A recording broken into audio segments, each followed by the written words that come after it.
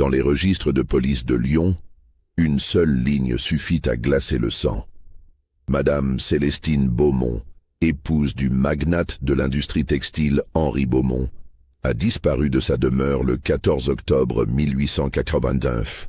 Aucune trace de lutte, aucune demande de rançon, comme si elle n'avait jamais existé. Mes chers auditeurs, si cette introduction vous a donné des frissons, n'hésitez pas à vous abonner à notre chaîne et dites-nous en commentaire de quelle ville vous nous écoutez en ce moment. Votre présence nous accompagne dans ces récits qui défient l'entendement. Car l'affaire Beaumont demeure, 134 ans plus tard, l'une des énigmes les plus troublantes de la France industrielle du XIXe siècle. Une histoire où la richesse et le pouvoir n'ont pu empêcher qu'une femme s'évapore littéralement, laissant derrière elle un mystère qui continue de hanter les couloirs du temps. L'automne de 1889 marquait l'apogée de la révolution industrielle française. Lyon, capitale de la soie, bruissait d'une activité fébrile. Les cheminées des manufactures crachaient leur panache noir dans un ciel perpétuellement voilé, tandis que les fortunes se construisaient et s'écroulaient au rythme des machines à vapeur. L'odeur âcre du charbon se mêlait au parfum chimique des teintures, créant cette atmosphère unique qui enveloppait la ville d'un voile industriel permanent. C'était l'époque où la France connaissait sa plus grande expansion économique depuis des décennies. L'Exposition universelle de Paris, cette même année, célébrait la modernité triomphante. Les trains sillonnaient le territoire à des vitesses jamais atteintes. L'électricité commençait à éclairer les boulevards, et les inventions de Pasteur révolutionnaient la médecine. Dans ce contexte d'optimisme technologique, Lyon se dressait comme un phare de prospérité, attirant des investisseurs de toute l'Europe. Le quartier de la Croix-Rousse, perché sur sa colline, dominait cette effervescence industrielle. Ses rues pentues résonnaient du claquement des métiers à tisser, opérant jour et nuit dans les ateliers des canutes. Mais au sommet de cette colline laborieuse, loin du vacarme des machines, s'étendait un autre monde. Celui de la grande bourgeoisie industrielle, ces nouveaux aristocrates de l'argent qui avaient su transformer l'or de la soie en palais de pierre. Dans ce paysage de transformation radicale, le nom de Henri Beaumont résonnait avec la force d'un empire. À 43 ans, cet homme au regard perçant et aux mains toujours impeccablement gantées avait bâti un véritable royaume textile. Fils d'un modeste commerçant de Villefranche-sur-Saône, il avait gravi tous les échelons de la société lyonnaise par son intelligence, son acharnement au travail et surtout une intuition commerciale qui lui avait permis d'anticiper les évolutions du marché. Ces usines s'étendaient sur plusieurs arrondissements de Lyon, employant près de 3000 ouvriers dans des conditions qui, bien que dures selon nos standards actuels, étaient considérées comme parmi les meilleures de l'époque. Henri avait été l'un des premiers industriels français à instaurer une journée de travail limitée à 12 heures, à fournir des repas chauds à ses employés et même à créer une caisse de secours pour les familles des ouvriers blessés. Cette politique sociale avant-gardiste lui avait valu le respect de ses pairs et la loyauté de ses employés. La demeure des Beaumont, située dans le prestigieux quartier de la Croix-Rousse, témoignait de cette réussite éclatante. Un hôtel particulier de 3 étages, construit en pierre dorée de Bourgogne selon les plans de l'architecte Baussan, le même qui avait conçu la basilique de Fourvière. Les fenêtres à meneaux donnaient sur des jardins à la française, méticuleusement entretenus par une équipe de 6 jardiniers.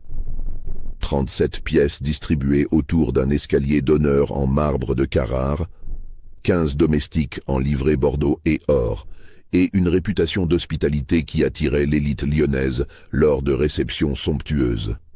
L'intérieur de la demeure reflétait le goût raffiné du couple. Henri, passionné d'art, avait constitué une collection remarquable de toiles de l'école lyonnaise. Les salons s'ornaient d'œuvres de François Vernet et d'Auguste Ravier, tandis que la bibliothèque abritait plus de 4000 volumes reliés en cuir, incluant des éditions originales de Voltaire et de Rousseau.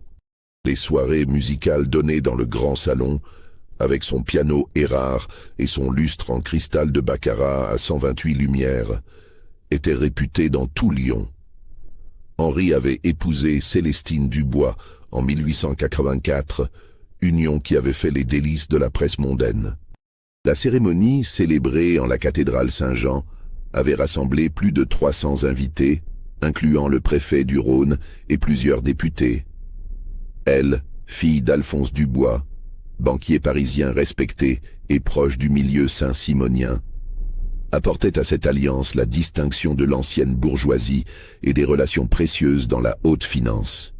Lui, le dynamisme de la nouvelle industrie et une fortune évaluée à plus de 2 millions de francs. Ensemble, ils incarnaient cette France moderne qui émergeait des transformations du Second Empire, cette synthèse réussie entre tradition et modernité. Célestine, âgée de 28 ans au moment de sa disparition, était décrite par tous ceux qui la côtoyaient comme une femme d'une beauté saisissante et d'une intelligence remarquable. Grande, élancée, blonde aux yeux verts, héritée de sa grand-mère irlandaise, elle possédait cette grâce naturelle qui faisait se retourner les têtes dans les salons parisiens comme lyonnais. Éduquée dans les meilleures institutions religieuses de la capitale, elle parlait couramment l'allemand et l'anglais, maîtrisait le piano et l'aquarelle, lisait Baudelaire et George Sand dans le texte et correspondait régulièrement avec plusieurs femmes de lettres de son époque.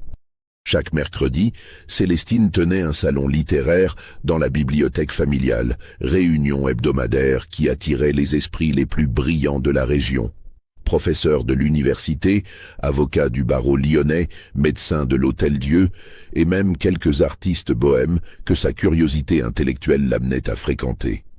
Ces soirées, où l'on débattait des dernières publications, des théories scientifiques nouvelles et des questions sociales du temps, avait forgé à Célestine une réputation de femme éclairée, bien au-dessus de la moyenne de son milieu. Le couple semblait vivre dans une harmonie parfaite, du moins en apparence. Leurs rares sorties publiques les montraient toujours unis, attentifs l'un à l'autre, échangeant ces regards complices qui font l'envie des observateurs. Pas d'enfants encore, après 5 années de mariage, situation qui alimentait les commérages des salons. Mais Henri affirmait publiquement que le temps viendrait en son heure et que la Providence sait ce qu'elle fait. Célestine s'impliquait activement dans les œuvres de charité, présidant le comité des dames patronesses de Lyon, visitant régulièrement les ouvrières de son mari pour s'enquérir de leurs conditions de vie, et distribuant chaque dimanche des vivres dans les quartiers populaires de la Guillotière. Elle avait même créé, sur ses fonds personnels, une école gratuite pour les enfants des quartiers populaires, innovation remarquée jusqu'à Paris et saluée par les journaux progressistes. Cet engagement social, rare chez les femmes de son rang, lui avait valu l'estime du clergé lyonnais et l'admiration des milieux philanthropiques. Le cardinal Foulon lui-même recevait régulièrement Madame Beaumont au palais archiépiscopal pour discuter des questions de pauvreté urbaine et d'éducation populaire. En surface, tout paraissait donc idyllique. Les Beaumont représentaient ce que la bourgeoisie industrielle française pouvait produire de plus accompli. Fortune honnêtement acquise, mariage harmonieux, engagement social, raffinement culturel. Ils incarnaient cette réussite à la française qui faisait l'admiration de l'Europe entière.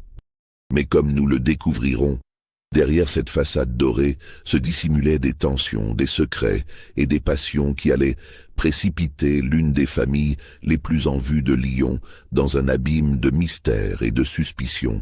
Car si l'argent peut acheter le confort et les apparences, il ne peut rien contre les tourments du cœur humain. Et parfois, les âmes les plus nobles en apparence cachent les abîmes les plus profonds. Le matin du 14 octobre 1889 se levait dans une brume automnale typique de Lyon. L'air était chargé d'humidité, et une fine bruine commençait à perler sur les vitres de l'hôtel Beaumont. Dans la cuisine, l'activité matinale battait son plein. La cuisinière préparait le petit déjeuner de monsieur, le cireur astiquait les chaussures, et les femmes de chambre s'affairaient au nettoyage des appartements. Henri Beaumont avait quitté sa demeure à 7 heures précises, comme chaque jour depuis 15 ans, pour se rendre à son bureau principal situé rue de la République. Sa routine était immuable. Levé à 6 heures, toilette méticuleuse, petit déjeuner pris en lisant Le Figaro et Le Petit Lyonnais, puis départ dans sa voiture personnelle, un élégant coupé noir, attelé de 2 chevaux normands. Monsieur était d'une ponctualité maniaque, devait témoigner plus tard son cocher Auguste Perrin. En 15 années de service, je ne l'ai jamais vu modifier sa routine d'une minute. Célestine, selon le témoignage de la femme de chambre Marie Lecomte, était encore au lit quand son mari était parti, souffrant d'une légère migraine qui l'avait tenue éveillée une partie de la nuit. Marie, une femme de 35 ans au service de la famille depuis 3 ans, était particulièrement attachée à sa maîtresse et connaissait parfaitement ses habitudes. Madame avait demandé qu'on lui monte son petit déjeuner vers 10 heures, devait déclarer Marie aux enquêteurs quelques heures plus tard, les larmes aux yeux et la voix tremblante. Elle semblait fatiguée, plus que d'habitude même. Quand je suis entré dans sa chambre vers 8 heures pour ouvrir les rideaux, elle m'a fait signe de les laisser fermer. Elle avait le teint pâle, les yeux cernés.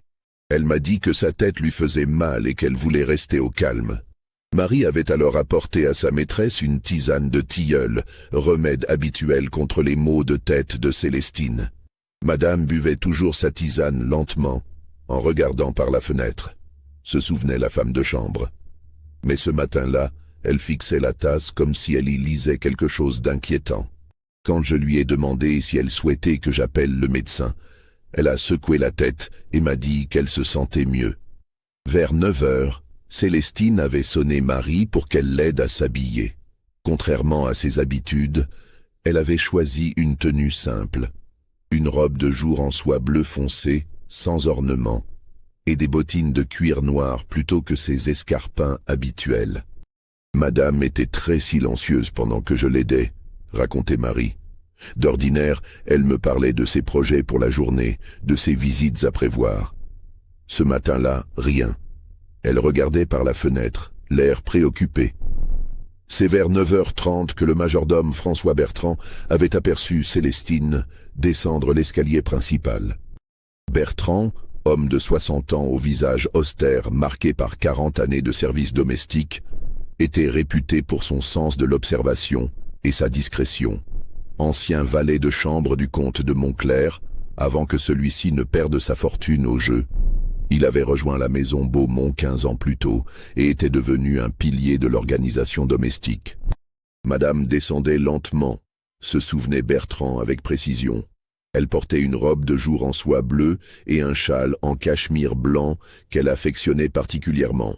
Mais ce qui m'a frappé, c'est qu'elle tenait à la main une lettre qu'elle froissait nerveusement entre ses doigts. L'enveloppe était de papier crème, de bonne qualité, avec une écriture que je ne reconnaissais pas.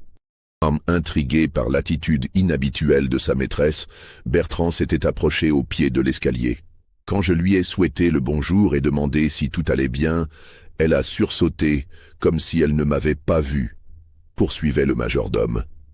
Elle m'a regardé avec une expression, comment dire, comme si elle voyait quelque chose que moi, je ne pouvais pas voir. Elle semblait effrayée, mais aussi déterminée. C'était très troublant. Célestine lui avait alors dit qu'elle souhaitait prendre l'air dans le jardin et qu'elle ne voulait pas être dérangée pendant 1 heure. Elle a insisté sur ce point, précisait Bertrand. 1 heure complète, sans interruption. Elle m'a demandé de donner des instructions à tout le personnel pour qu'on la laisse tranquille. C'était inhabituel, car Madame aimait généralement qu'on vienne lui demander ses ordres pour la journée. Madame semblait préoccupée, racontera plus tard Bertrand aux enquêteurs, ses mains arthritiques tremblant légèrement. Cette lettre, elle la tenait comme si c'était un serpent venimeux. Quand je lui ai demandé si tout allait bien, elle m'a regardé avec une expression que je n'oublierai jamais. Il y avait de la peur dans ses yeux, mais aussi de la résolution, comme quelqu'un qui s'apprête à prendre une décision terrible mais nécessaire. Ce furent les derniers mots échangés avec Célestine Beaumont par un membre de sa maisonnée. Vers 10 heures, la cuisinière, Berthe Morel, aperçut par la fenêtre de l'office sa maîtresse qui marchait lentement dans l'allée centrale du jardin. Madame avançait comme si elle portait le poids du monde sur ses épaules. Devait témoigner cette femme robuste qui travaillait pour les Beaumont depuis leur mariage. Elle s'arrêtait parfois, regardait autour d'elle, puis reprenait sa marche. On aurait dit qu'elle hésitait à faire quelque chose. Le jardinier en chef, Antonin Duval, confirma cette impression. Occupé à tailler les rosiers près de la serre, il avait observé les allées et venues de Madame Beaumont pendant une vingtaine de minutes. Elle tournait en rond, expliqua-t-il. D'abord vers le bassin au nénuphar, puis vers la tonnelle, puis de nouveau vers le bassin. Elle tenait toujours cette lettre à la main, et de temps en temps, elle la dépliait pour la relire. Vers 10h30, Célestine s'était dirigée vers le banc de marbre situé près du bassin au nénuphar, l'endroit le plus isolé et le plus paisible du jardin. C'était son refuge habituel quand elle voulait réfléchir ou lire en silence. Le banc, sculpté dans un bloc de marbre de Carrare et orné de motifs floraux, avait été offert par Henri à sa femme pour son 25e anniversaire. À midi précis, suivant la routine établie depuis des années, Marie Lecomte se dirigea vers le jardin pour informer sa maîtresse que le déjeuner était servi dans la petite salle à manger. Le repas de midi était toujours pris à cette heure précise, que monsieur soit présent ou non, car Célestine attachait une grande importance à la régularité des horaires. Ce que découvrit Marie la figea d'épouvante. Le châle de Célestine gisait soigneusement plié sur le banc de marbre, comme si elle l'avait posé délicatement avant de partir. À côté, la lettre était déchirée en morceaux si fins qu'il était impossible d'en reconstituer le contenu. Les fragments, minuscules, étaient éparpillés par le vent automnal et certains flottaient déjà sur l'eau sombre du bassin. Aucune trace de Célestine, aucun signe de lutte, aucune empreinte suspecte sur la terre humide autour du bassin. Aucun cri entendu par quiconque. La jeune femme s'était littéralement volatilisée. Marie resta immobile pendant de longues secondes, refusant de croire ce qu'elle voyait. Puis elle se mit à crier le nom de sa maîtresse, d'abord doucement, puis avec de plus en plus de force, sa voix se répercutant dans le jardin silencieux. « Madame, Madame Célestine, où êtes-vous » Le jardinier Duval accourut le premier, alerté par les cris. Puis vinrent les autres domestiques, Berthe la cuisinière, Paul le valet de pied, Lucienne la lingère. Tous se rassemblèrent autour du banc, incrédules, cherchant des yeux celle qui ne pouvait pas avoir disparu. François Bertrand organisa immédiatement les recherches dans la propriété. Méthodiquement, comme il faisait tout, il divisa le personnel en groupes et assigna à chacun une zone à fouiller. Les jardins d'abord, puis la serre, où Célestine aimait se promener par mauvais temps, puis les dépendances, remises, écuries, celliers. Enfin la maison elle-même, de la cave au grenier, chaque pièce, chaque recoin. Rien, absolument rien. Les recherches immédiates révélèrent un détail troublant. Le portail principal était resté verrouillé toute la matinée, comme l'attestait le gardien Pierre Dumoulin. Cet homme de 50 ans, ancien militaire reconverti dans la surveillance, montait la garde à l'entrée de la propriété depuis l'aube et jurait ses grands dieux que personne n'était entré ni sorti. « Je n'ai pas quitté mon poste une seule minute », affirmait-il. « Et même si j'avais eu une distraction, le portail grince tellement qu'on l'entend de loin. Les murs d'enceinte, hauts de 3 mètres, et couronnés de tessons de bouteilles selon l'usage de l'époque, rendaient impossible toute sortie discrète. Henri les avait fait construire selon les recommandations de la police qui conseillait aux bourgeois fortunés de se protéger contre les rôdeurs et les cambrioleurs de plus en plus nombreux dans cette période d'expansion industrielle. Et pourtant, Célestine Beaumont s'était évaporée aussi sûrement que si la terre l'avait engloutie. Quand Henri rentra précipitamment de son bureau vers 14h, alerté par un message affolé que lui avait fait porter François Bertrand, il découvrit sa demeure en émoi. Tous les domestiques s'étaient rassemblés dans le vestibule principal, parlant à voix basse, échangeant des regards inquiets. L'atmosphère était celle d'une maison en deuil. Sa première réaction, selon tous les témoins présents, fut un silence terrifiant. Cet homme habitué à trancher rapidement, à donner des ordres précis, resta immobile pendant de longues minutes au milieu du vestibule, fixant tour à tour chaque visage comme s'il cherchait une explication dans leurs expressions. Puis il se dirigea vers le jardin d'un pas mécanique. Arrivé près du banc où reposait encore le châle abandonné de sa femme, Henri s'arrêta net. Il contempla longtemps le tissu blanc, si familier, puis les fragments de lettres qui dansaient encore sur l'eau du bassin. Son visage, ordinairement maîtrisé, se décomposa progressivement. C'est alors qu'il prononça ces mots troublants, entendus par François Bertrand qui l'avait suivi à distance respectueuse. « Je savais que ce jour viendrait. J'aurais dû l'empêcher. » Cette phrase, lourde de sous-entendus, allait hanter l'enquête dès ses premières heures. Que savait Henri? Qu'aurait-il dû empêcher? Et pourquoi semblait-il avoir anticipé la disparition de sa femme? La police fut alertée à 15 heures. L'inspecteur principal Auguste Morvan, réputé pour sa méthode rigoureuse et son sens de l'observation, prit personnellement en charge l'enquête. Ce qu'il découvrit dès les premières heures allait transformer une simple disparition en une affaire d'une complexité diabolique. L'enquête préliminaire révéla rapidement que la vie des Beaumont n'était pas aussi limpide qu'elle le paraissait. L'inspecteur Morvan, homme méticuleux aux favoris grisonnants, avait développé au fil de ses 20 années de carrière une intuition particulière pour déceler les failles dans les façades les plus parfaites. Dès le premier interrogatoire, Henri Beaumont manifesta une nervosité qui surprit l'enquêteur. Cet homme d'ordinaire, si maître de lui, se montrait évasif, changeait de sujet, et surtout, semblait connaître des détails sur la disparition de sa femme qu'il n'aurait pas dû connaître. Quand je lui ai demandé s'il avait des ennemis, nota Morvan dans son carnet, « Monsieur », Beaumont a immédiatement évoqué des jalousies commerciales et des rancunes d'anciens associés. Mais quand je lui ai demandé si sa femme pouvait avoir des ennemis, il a pâli et a murmuré « Célestine ne faisait de mal à personne. » Du moins, je le croyais. Cette phrase intrigua profondément l'inspecteur. Que signifiait ce « je le croyais » ? Henri en savait-il plus qu'il ne voulait l'admettre ? Les domestiques, interrogés séparément, livrèrent des témoignages troublants.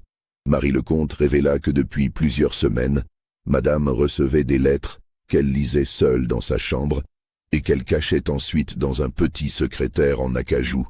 Elle semblait inquiète, précisa la femme de chambre. Parfois je l'entendais pleurer la nuit. François Bertrand, le majordome, confirma que l'atmosphère de la maison avait changé récemment. Monsieur et Madame ne se parlaient plus comme avant. Ils restaient polis, bien sûr, mais il y avait une distance. Et puis, Madame avait commencé à sortir seule, ce qu'elle ne faisait jamais auparavant. Sortir seule? Où allait-elle? Henri affirmait l'ignorer totalement. L'enquête de voisinage apporta des éléments encore plus troublants. Madame Joséphine Vernet, qui habitait la propriété adjacente, déclara avoir aperçu à plusieurs reprises une silhouette masculine dans le jardin des Beaumont, tard le soir. Un homme grand, élégant, qui semblait connaître les lieux. Je l'ai vu au moins 3 fois ces dernières semaines, toujours vers minuit. Henri nia catégoriquement recevoir des visiteurs nocturnes. Mais son trouble était évident. C'est en fouillant le secrétaire de Célestine que l'inspecteur Morvan fit une découverte qui allait changer la donne de l'enquête. Dissimulé derrière un double fond astucieusement caché, il trouva un paquet de lettres liées par un ruban rouge. Des lettres d'amour, passionnées, signées d'un simple V. Les lettres, datées des 6 derniers mois, révélaient une liaison ardente et secrète. V se montrait pressant, suppliant Célestine de quitter son mari. Dans la plus récente, datée du 10 octobre, 4 jours avant la disparition, le ton devenait plus sombre. « Ma bien-aimée, je ne peux plus attendre. Si tu ne prends pas une décision rapidement, je devrais agir selon mes propres moyens. Tu sais de quoi je suis capable. » Qui était ce mystérieux V? Et que signifiait cette menace voilée? L'enquête prit une tournure nouvelle quand l'inspecteur découvrit que Célestine avait retiré une somme considérable de son compte personnel. 10 000 francs. Une fortune pour l'époque. Le retrait avait eu lieu le 12 octobre, 2 jours avant sa disparition. Le banquier, interrogé sous serment, confirma que Madame Beaumont semblait très agitée et avait demandé des billets de banque plutôt que des chèques. Fuite préméditée, chantage, enlèvement organisé. Plus troublante encore, l'analyse des registres de voyage révéla qu'aucune Célestine Beaumont n'avait quitté Lyon par les voies officielles dans les jours suivant sa disparition. Ni par le train, ni par la diligence, ni par les bateaux remontant le Rhône. Comme si elle s'était littéralement évaporée.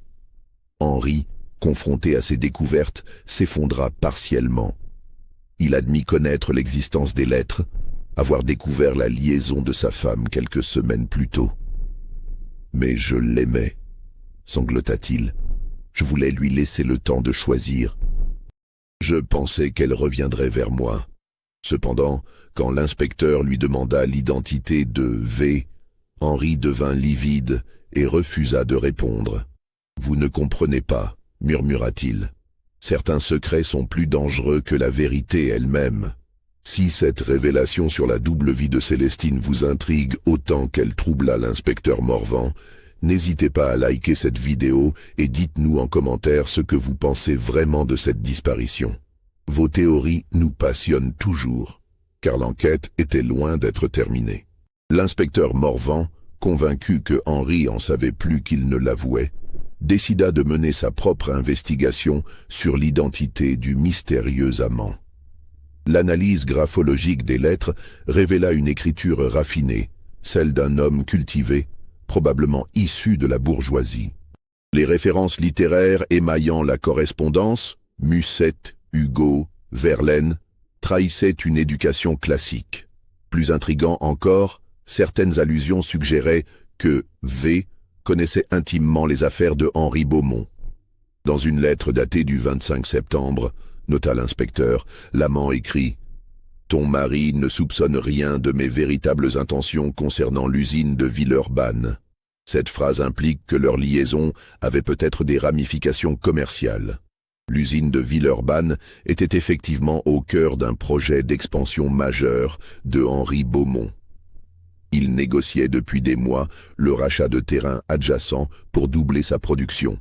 Mais ces négociations s'étaient révélées plus complexes que prévu, entravées par un mystérieux concurrent qui surenchérissait systématiquement. L'inspecteur Morvan entreprit donc de reconstituer la liste des rivaux commerciaux de Henri. Un nom revenait constamment. Victor Delacroix, héritier d'une ancienne famille de soyeux lyonnais, dont l'entreprise avait été éclipsée par l'ascension fulgurante de Beaumont. Victor Delacroix, V, âgé de 35 ans, célibataire, réputé pour son charme et son goût du luxe, Delacroix était exactement le type d'homme susceptible de séduire l'épouse d'un rival. Mais était-il capable d'orchestrer une disparition? La confrontation entre l'inspecteur et Delacroix eut lieu dans l'élégant hôtel particulier de ce dernier, rue Mercière. L'homme était d'une beauté saisissante. Grands yeux sombres, moustache soigneusement taillée, élégance naturelle qui expliquait son succès auprès des dames de la société lyonnaise. Face aux accusations, Delacroix ne nia pas sa liaison avec Célestine. « Je l'aimais », déclara-t-il avec une sincérité troublante. « Et elle m'aimait. Nous avions prévu de partir ensemble, de recommencer une nouvelle vie loin de Lyon. » Mais quand l'inspecteur lui demanda où se trouvait Célestine, le visage de Delacroix se décomposa. « C'est exactement ce que j'aimerais savoir, » murmura-t-il. « Elle devait me retrouver le 14 octobre à la gare de Perrache. J'ai attendu jusqu'au dernier train. Elle n'est jamais venue. Cette version était-elle crédible ? » Delacroix affirmait avoir passé la journée du 14 octobre dans son bureau, en compagnie de son associé et de plusieurs clients. Son alibi semblait solide. Mais l'inspecteur Morvan avait développé une méfiance instinctive envers les alibis trop parfaits. Il décida d'approfondir ses recherches sur Delacroix et découvrit des éléments troublants. Victor avait des dettes considérables, dissimulées derrière une façade de prospérité. Ses affaires périclitaient depuis 2 ans, et seuls des emprunts de plus en plus risqués lui permettaient de maintenir son train de vie. Plus inquiétant encore, il entretenait des relations avec des individus peu recommandables des quartiers populaires de Lyon. L'un d'eux, un certain Gaston Mercier, docker sur les quais du Rhône, fut retrouvé et interrogé. Homme taciturne aux mains calleuses, Mercier admit avoir rendu quelques services à Delacroix par le passé. Rien de grave, assura-t-il. Juste faire peur à des créanciers trop insistants. Mais quand l'inspecteur évoqua la date du 14 octobre, Mercier devint nerveux. Ce jour-là, J'étais pas à Lyon, bredouilla-t-il.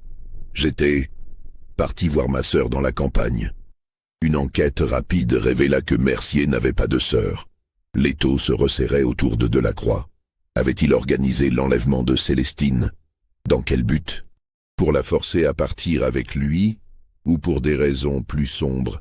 C'est alors que l'enquête prit un tournant inattendu. En fouillant les papiers personnels de Célestine, l'inspecteur découvrit un journal intime dissimulé dans la doublure de sa malle de voyage. Les dernières pages révélaient un état d'esprit très différent de ce que suggéraient les lettres d'amour. 13 octobre. Victor devient de plus en plus pressant. Il me fait peur. Ce qu'il me demande n'est pas seulement de partir avec lui. Il veut que je vole les plans de la nouvelle usine de Henri. Il dit que c'est le prix de notre liberté. Mais je ne peux pas trahir mon mari de cette façon. Je dois trouver un moyen de sortir de cette situation sans détruire personne. 14 octobre, 6 heures du matin. J'ai pris ma décision. Je vais tout avouer à Henri. Nous trouverons ensemble une solution. Je ne peux plus vivre dans ce mensonge. Ces lignes changeaient tout. Célestine n'avait pas l'intention de fuir avec son amant. Elle voulait confesser sa faute et se réconcilier avec son mari. Mais alors, que s'était-il passé dans ce jardin? L'inspecteur Morvan se trouvait face à un puzzle aux pièces contradictoires. D'un côté, Victor Delacroix qui clamait son innocence et semblait sincèrement inquiet du sort de sa maîtresse.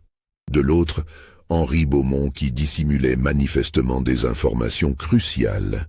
Et au centre, Célestine, dont les intentions réelles demeuraient obscures. La pression sur Henri s'intensifia quand l'inspecteur découvrit qu'il avait menti sur plusieurs points de son témoignage initial. Contrairement à ses affirmations, Henri savait parfaitement que sa femme le trompait, et depuis plus longtemps qu'il ne l'avait admis. Madame Éloise Girard, une amie proche de Célestine, révéla sous serment que Henri avait fait suivre sa femme par un détective privé dès le mois de juin. Il savait tout, affirma-t-elle. Les rendez-vous secrets, les lettres, l'identité de l'amant.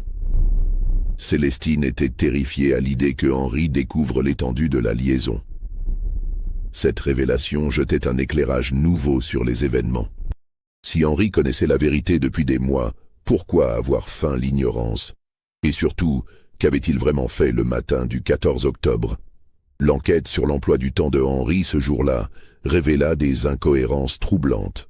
Bien qu'il ait affirmé passer la matinée dans son bureau, son secrétaire particulier, Émile Fontaine, révéla que son patron était parti vers 10 heures pour une affaire urgente et n'était rentré qu'en début d'après-midi.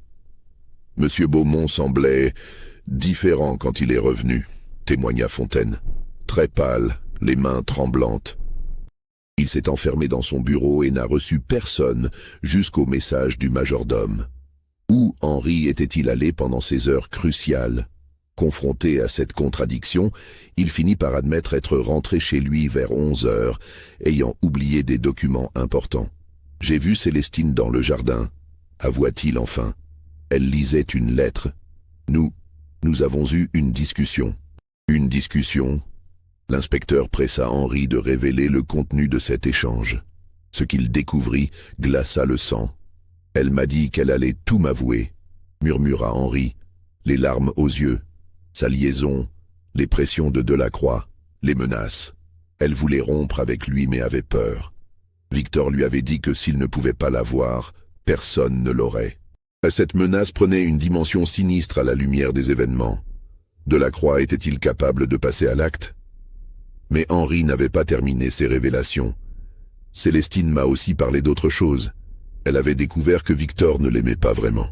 Toute cette histoire n'était qu'un piège pour m'atteindre commercialement. Il voulait qu'elle vole mes plans, mes contrats, mes secrets industriels. L'espionnage industriel. L'affaire prenait une dimension encore plus complexe. Et puis, continua Henri d'une voix brisée, elle m'a dit quelque chose de terrible. Victor lui avait révélé qu'il n'était pas seul dans cette entreprise. Il y avait un complice, quelqu'un de très proche de moi. Un complice? L'inspecteur sentit son sang se glacer. Qui, dans l'entourage de Henri, aurait pu collaborer avec Delacroix? La liste des suspects s'élargissait soudain de façon vertigineuse. Émile Fontaine, le secrétaire qui connaissait tous les secrets de l'entreprise, François Bertrand, le majordome qui avait accès à toute la maison, ou quelqu'un d'encore plus proche. L'enquête sur l'entourage professionnel de Henri révéla des tensions insoupçonnées. Plusieurs associés minoritaires de l'entreprise Beaumont traversaient des difficultés financières.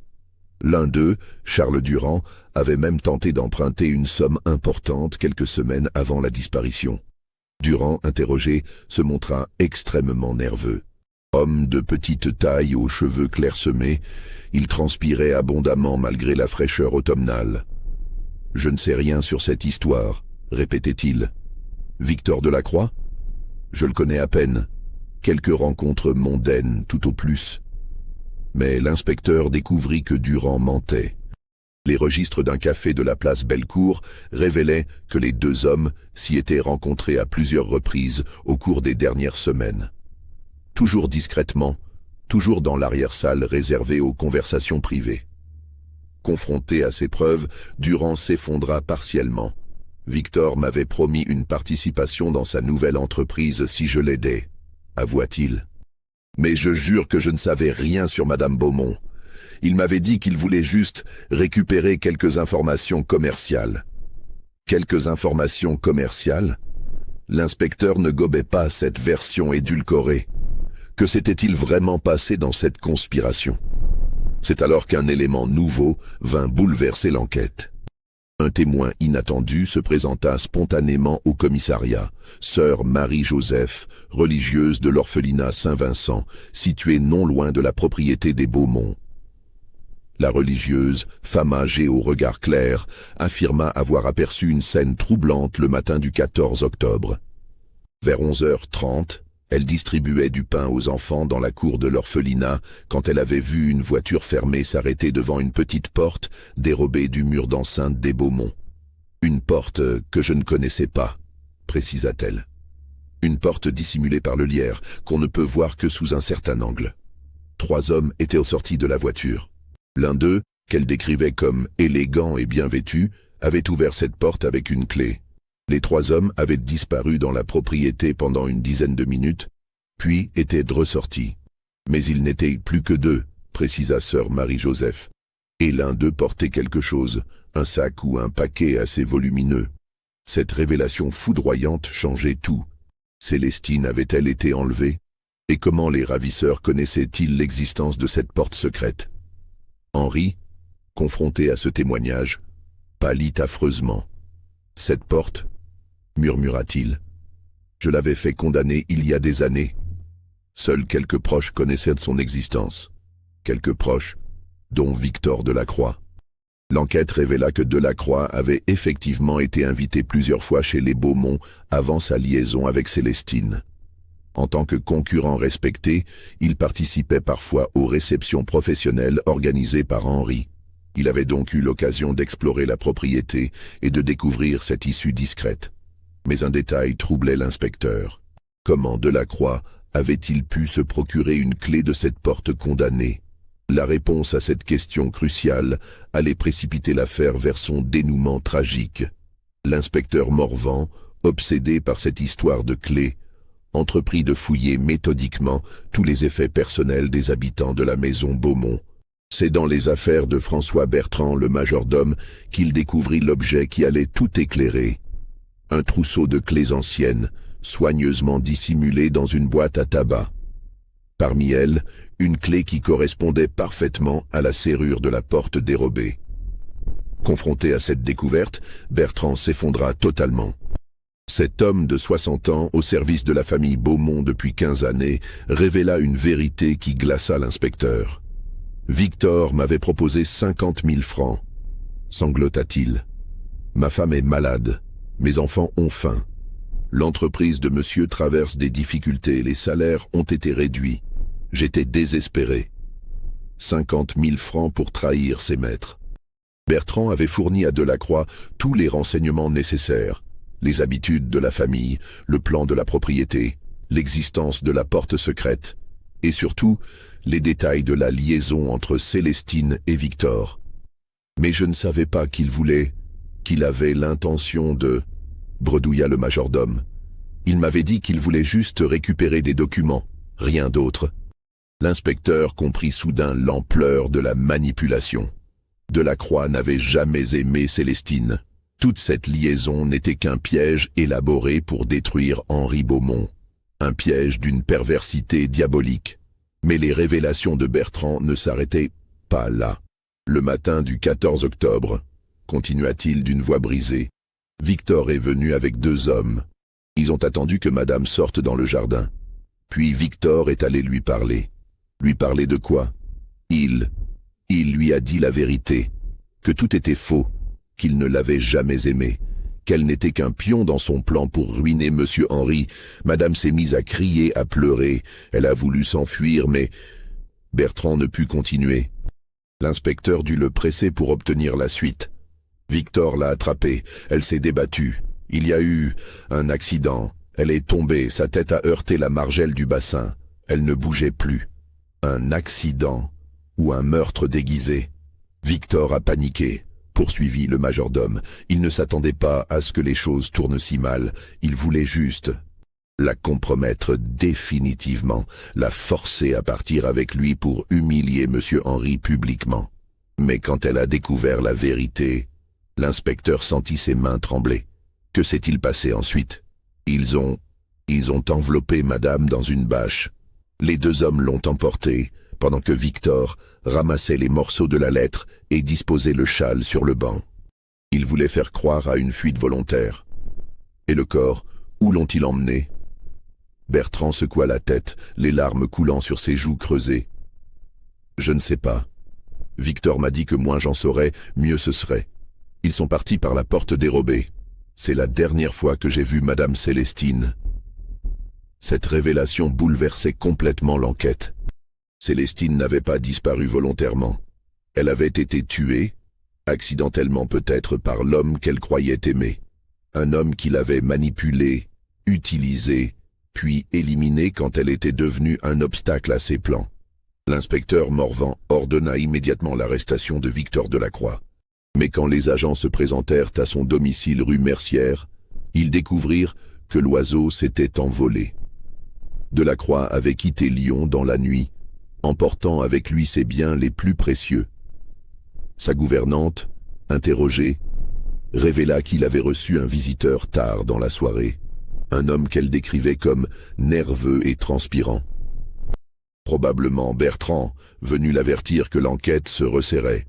Une chasse à l'homme s'organisa immédiatement. Les gares, les ports, les routes principales furent surveillées. Mais Delacroix semblait avoir disparu aussi efficacement que sa victime.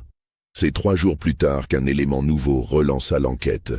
Un batelier du Rhône, Louis Marchand, se présenta spontanément à la police. Il affirmait avoir transporté 3 hommes et un gros paquet dans la nuit du 14 au 15 octobre. Ils m'ont payé 10 fois le tarif normal pour que je les emmène en amont du fleuve, près des gorges de Condrieu, révéla-t-il. Ils ont dit qu'ils avaient quelque chose à jeter à l'eau, quelque chose de lourd, les gorges de Condrieu, un endroit isolé, aux eaux profondes et tumultueuses, où de nombreux corps jetés au fleuve avaient disparu à jamais. L'inspecteur organisa immédiatement des recherches dans cette zone.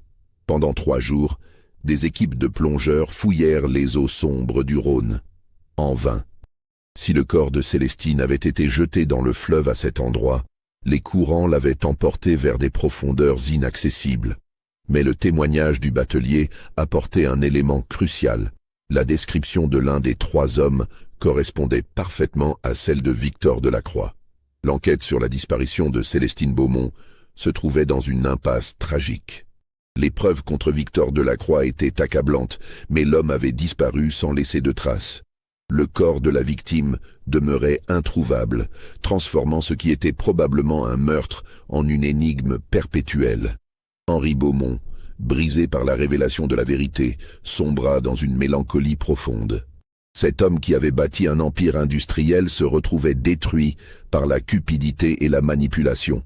Il licencia immédiatement François Bertrand, mais refusa de porter plainte contre lui, considérant que le majordome avait déjà payé assez cher sa trahison.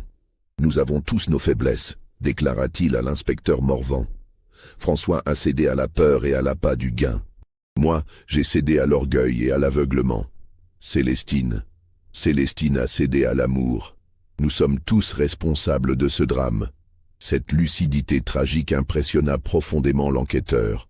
Henri ne cherchait pas la vengeance, mais semblait porter sur ses épaules le poids de toutes les erreurs qui avaient conduit à la mort de sa femme.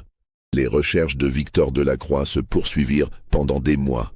Des témoignages le situèrent successivement à Marseille, puis à Gênes, enfin à Naples. Mais chaque fois, quand les autorités arrivaient, il avait disparu. Cet homme avait manifestement organisé sa fuite de longue date, prévoyant peut-être que ses machinations finiraient par être découvertes. Charles Durand, l'associé complice, fut jugé et condamné à 5 ans de prison pour complicité d'escroquerie et de chantage. Mais faute de preuves directes de sa participation au meurtre, il échappa aux charges les plus graves. François Bertrand, rongé par le remords, ne survécut pas longtemps à sa disgrâce. Il mourut 6 mois plus tard d'une pneumonie dans le petit logement misérable où il avait fini par échouer avec sa famille ruinée. Beaucoup virent dans cette mort précoce la punition de sa trahison. Gaston Mercier, le docker qui avait aidé Delacroix, fut retrouvé noyé dans le Rhône 3 semaines après la disparition de son complice. Accident ou suicide? L'enquête ne permit jamais de le déterminer. Mais l'inspecteur Morvan soupçonnait que Delacroix avait fait le ménage avant de disparaître, éliminant tous les témoins gênants. Quant à Henri Beaumont, il ne se remit jamais vraiment de la perte de sa femme. Ses cheveux blanchirent en quelques mois, et cet homme encore jeune prit l'apparence d'un vieillard. Il continua à diriger ses entreprises, mais sans l'énergie et l'ambition qui l'avaient caractérisé. Un détail troublant marqua les mois qui suivirent à la disparition. Henri fit installer de nouveaux verrous à toutes les portes de sa propriété, embaucha des gardiens supplémentaires et ne sortait plus jamais seul, comme s'il craignait quelque chose ou quelqu'un. Monsieur Beaumont semblait hanté, témoigna plus tard Marie Lecomte, qui était restée à son service. Il scrutait sans cesse les jardins, sursautait au moindre bruit. Parfois, je le trouvais devant la fenêtre de sa chambre, fixant l'endroit où madame avait disparu, comme s'il attendait qu'elle réapparaisse. Cette peur constante intriguait l'inspecteur Morvan. De quoi Henri avait-il peur? Victor Delacroix était loin, probablement hors d'atteinte de la justice française. Pourquoi cette terreur persistante? La réponse vint d'une source inattendue. En janvier 1890, 3 mois après la disparition, Henri reçut une lettre sans signature, postée de Marseille. Une lettre que l'inspecteur ne découvrit qu'après la mort de Henri, des années plus tard. Le message était bref et glaçant. « Mon cher Henri, tu croyais que tout était fini? Tu te trompes. Célestine n'était que le commencement. Tu m'as tout pris, je te prendrai tout. Un jour, quand tu t'y attendras le moins, je reviendrai réclamer mon dû. Et cette fois, il n'y aura pas d'accident. V. » Victor Delacroix n'avait pas renoncé à sa vengeance. Quelque part en Europe, il attendait son heure, préparant peut-être un retour aussi spectaculaire que sa fuite. Cette menace explicite éclairait d'un jour nouveau l'attitude de Henri après la disparition. Il ne se contentait pas de pleurer sa femme. Il vivait dans la terreur constante du retour de son bourreau. Mais Victor Delacroix revint-il jamais? L'histoire officielle dit que non. Henri Beaumont mourut dans son lit en 1903, emportant ses secrets dans la tombe. Ses usines furent vendues, sa fortune dispersée, sa demeure transformée en orphelinat. Ironie du sort, le même orphelinat où sœur Marie-Joseph avait été témoin de l'enlèvement. Cependant, certains détails troublants subsistent dans les archives de l'époque. En 1895, 6 ans après la disparition de Célestine, un incendie mystérieux détruisit entièrement l'usine principale de Henri à Villeurbanne. L'enquête conclut à un accident, mais plusieurs témoins affirmèrent avoir vu un homme élégant rôder autour des bâtiments dans les heures précédant le sinistre. En 1898, le secrétaire de Henri, Émile Fontaine, fut retrouvé mort dans son bureau, apparemment victime d'une crise cardiaque. Mais le médecin légiste nota des traces suspectes sur le corps, évoquant plutôt un empoisonnement. L'enquête fut rapidement classée sans suite. En 1901, 2 ans avant la mort de Henri, un mystérieux gentleman se présenta à plusieurs reprises à la propriété des Beaumont, prétendant être un ancien ami de la famille. Le nouveau majordome, méfiant, refusa de le laisser entrer. L'homme disparut, mais les domestiques jurèrent l'avoir aperçu plusieurs fois dans les semaines suivantes, épiant la maison depuis les jardins voisins. Ces incidents, considérés isolément, pouvaient passer pour des coïncidences. Mais rassemblés, ils dessinaient le portrait d'une vengeance méthodique, s'étalant sur des années. Victor Delacroix était-il vraiment revenu, comme il l'avait promis dans sa lettre? Avait-il orchestré la lente destruction de Henri Beaumont? L'inspecteur Morvan, qui continua à s'intéresser à l'affaire jusqu'à sa retraite, en était convaincu. Delacroix était un homme patient et méticuleux, écrivit-il dans ses mémoires, capable de préparer sa vengeance pendant des années, de frapper quand sa victime s'y attendait le moins. Je suis persuadé qu'il est revenu, et qu'il a eu Henri. Mais ses soupçons ne purent jamais être prouvés. Officiellement, Victor Delacroix disparut en 1889 et ne reparut jamais. Officiellement, Henri Beaumont mourut de vieillesse et de chagrin. Officiellement, vous vous demandez sans doute, mes chers auditeurs, si cette incroyable histoire s'arrête vraiment là. Si tous les secrets ont été révélés, toutes les questions résolues. Laissez-moi vous détromper. En 1954, lors de la démolition de l'ancien orphelinat Saint-Vincent, l'ancienne propriété des Beaumont, les ouvriers firent une découverte macabre dans les fondations. Un squelette humain enveloppé dans les restes d'une robe de soie bleue. À côté du corps, un médaillon en or gravé aux initiales CB, Célestine Beaumont. Cette découverte relança brièvement l'intérêt pour l'affaire. Mais les autorités, désireuses d'éviter un scandale impliquant des familles respectables, classèrent rapidement l'enquête. Le corps fut discrètement inhumé au cimetière de la Croix-Rousse, sans cérémonie ni publicité. Seul un petit article de 3 lignes dans Le Progrès de Lyon mentionna la découverte, présentée comme « les restes d'une inconnue, probablement décédée au siècle dernier ». Mais le plus troublant restait à venir. En vidant la cave de l'orphelinat, les ouvriers découvrirent également une malle en cuir, remarquablement conservée par l'humidité constante du sous-sol. Cette malle contenait des documents personnels, des lettres et surtout un journal, le journal de Victor Delacroix. Les pages, rédigées d'une écriture de plus en plus fébrile, racontaient l'histoire vraie de cette vengeance qui avait consumé un homme pendant 14 années. Oui, Victor était revenu. Oui, il avait méthodiquement détruit Henri Beaumont. Et le plus effrayant, c'est qu'il décrivait ses méthodes avec un détail glaçant. L'incendie de l'usine, provoqué par Delacroix lui-même, qui avait corrompu un gardien de nuit, la mort d'Émile Fontaine, un poison rare, glissé dans son thé par un domestique acheté, les apparitions mystérieuses autour de la propriété, Delacroix lui-même, qui prenait un plaisir sadique à terroriser sa victime. Henri vieillit à vue d'œil, écrivait-il avec satisfaction en 1900. Chaque jour, il se demande d'où viendra le prochain coup. Cette attente est plus cruelle que la mort elle-même. C'est exactement ce que je voulais. Le journal révélait aussi la vérité sur la mort de Célestine. Contrairement aux affirmations de François Bertrand, il n'y avait eu aucun accident. Delacroix avait froidement assassiné la jeune femme quand elle avait menacé de tout révéler à son mari. Elle criait qu'elle allait me dénoncer, écrivait-il sans émotion. Je n'avais pas le choix, un coup sur la tempe, précis et efficace. Elle n'a pas souffert. Je ne suis pas un monstre. Pas un monstre. Cet homme qui avait séduit, manipulé, tué puis terrorisé ses victimes pendant des années. La dernière entrée du journal datait du 15 novembre 1903, soit exactement le jour de la mort de Henri Beaumont. C'est fini, écrivait Delacroix. Henri s'est éteint cette nuit, comme une chandelle qu'on souffle. 14 ans de préparation pour ce moment. Enfin, ma vengeance est complète. Célestine est vengée. Mon honneur est restauré. Je peux mourir en paix. Mourir en paix? Le journal s'arrêtait là, mais les circonstances de sa découverte suggéraient que Delacroix avait vécu ses dernières années dans cette cave, sous l'ancienne propriété de ses victimes, comme un fantôme gardant jalousement ses secrets. Son squelette ne fut jamais retrouvé.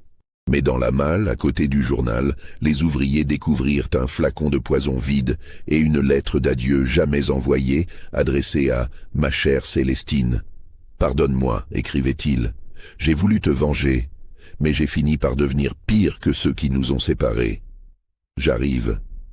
Nous serons enfin réunis dans la mort, puisque la vie nous a été refusée. » Cette découverte posthume éclairait l'affaire Beaumont d'un jour totalement différent. Victor Delacroix n'était pas seulement un escroc cupide, c'était un homme rongé par une passion destructrice qui avait sacrifié sa vie entière à une vengeance démesurée. Aimait-il vraiment Célestine? Ou s'était-il convaincu de cet amour pour justifier ses crimes? Le journal ne permettait pas de trancher. Delacroix lui-même semblait parfois douter de ses propres motivations. Était-ce l'amour ou l'orgueil? S'interrogeait-il dans une page particulièrement troublante. Aimais-je Célestine, ou aimais-je l'idée de posséder ce qui appartenait à Henri? Après toutes ces années, je ne sais plus, mais il est trop tard pour regretter. Trop tard, en effet. Cette histoire d'amour, de cupidité et de vengeance avait dévoré 3 vies, semé la mort et le malheur, pour finir dans l'oubli d'une cave humide. Aujourd'hui encore, 134 ans plus tard, l'affaire Beaumont continue de fasciner les historiens et les amateurs de mystère. Certains voient dans cette tragédie le reflet d'une époque où les passions individuelles pouvaient échapper à tout contrôle social. D'autres y lisent une parabole sur les dangers de l'industrialisation sauvage et de la course au profit. Mais peut-être la leçon la plus troublante de cette histoire est-elle celle-ci. Derrière les façades les plus respectables, derrière les réussites les plus éclatantes, peuvent se cacher des abîmes de souffrance et de noirceur humaine. La demeure des Beaumont n'existe plus. L'orphelinat qui l'avait remplacé a lui-même été détruit. À sa place se dresse aujourd'hui un ensemble de bureaux modernes où transitent chaque jour des centaines de personnes qui ignorent tout du drame qui s'est joué sous leurs pieds. Seule subsiste, dans un coin du jardin réaménagé, une petite fontaine de pierre qui pourrait être l'ancien bassin au nénuphar, près duquel Célestine Beaumont a rendu son dernier souffle. L'eau y coule toujours, claire et paisible, comme si rien ne s'était jamais passé. Mais parfois, racontent les employés les plus anciens, quand le vent d'automne fait frissonner les arbres, on entend comme un murmure dans le clapotis de l'eau. Un murmure qui ressemble à une voix de femme, appelant à l'aide. Légende urbaine, imagination collective, ou l'écho persistant d'une tragédie que le temps n'a jamais réussi à effacer. Vous, mes chers auditeurs, qu'en pensez-vous? Cette histoire vous a-t-elle convaincu? Croyez-vous que tous les secrets ont été révélés? Ou reste-t-il encore des zones d'ombre dans cette affaire qui a défrayé la chronique de Lyon? Dites-le nous en commentaire. N'hésitez pas à vous abonner si ce récit vous a captivé. Et surtout, partagez cette vidéo avec tous ceux qui, comme vous, sont fascinés par les mystères sombres de l'histoire. Car après tout, combien d'autres Célestine Beaumont ont disparu dans les méandres du temps, emportant avec elles des secrets que nous ne découvrirons jamais. L'histoire, mes amis, regorge de mystères, et certains d'entre eux sont plus proches de nous que nous ne l'imaginons.